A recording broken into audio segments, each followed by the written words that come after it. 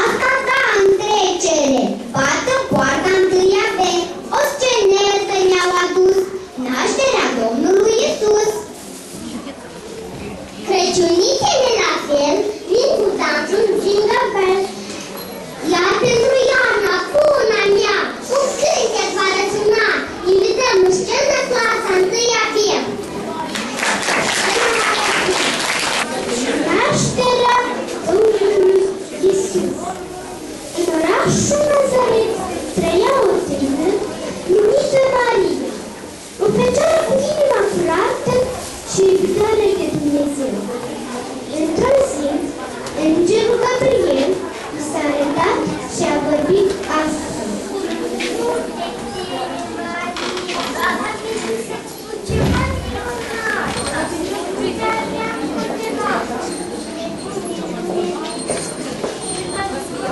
Deosebit!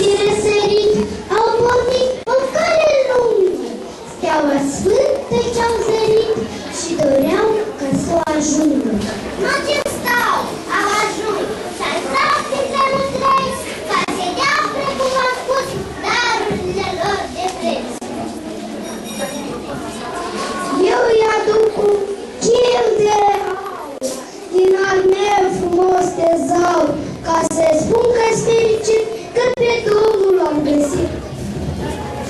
Eu îi aduc un vas de smirnă, pătrâncului, ce din lumină, se trupa aici din plină, se ne spele de orice vină.